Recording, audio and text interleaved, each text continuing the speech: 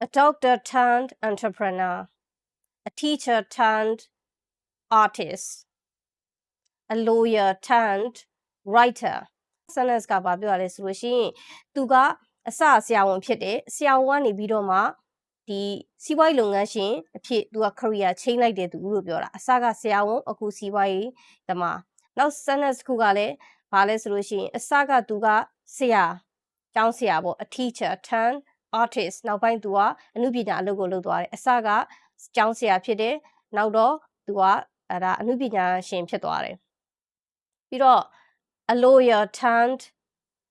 writer ဆိုတော့အစကသူကဒါရှင်းနေပေါ့နောက်ပိုင်းတော့သူက career change သွားတယ်စာရေးဆရာဖြစ်သွားတယ်ဆိုတော့ဒီရေးတဲ့ပုံလေးကိုတစ်ချက်လေ့လာထားစီချင်တာ a doctor turned entrepreneur a writer turned artist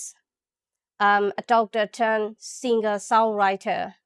a lawyer turned athlete ဒါမှမဟုတ် a lawyer turned writer ဘာ career လုပ်တယ်ပြီးတော့ဘယ် career ကို change သွားတယ်ဆိုတာအကြည့်တဲ့ YouTuber တယောက်ရှိတယ်ဒီ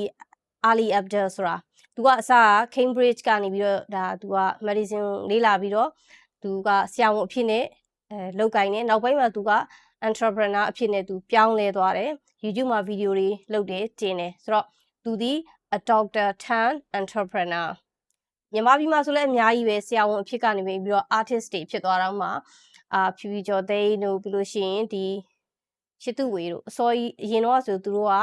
ဒါဟိုဒေါက်တာတွေဖြစ်တယ်နောက်ပိုင်းသူတို့အမှုပညာအလုပ်တွေလုပ်သွားတယ်ဆိုရင်ဒီလို form လေးနဲ့ရေးလို့ရတယ်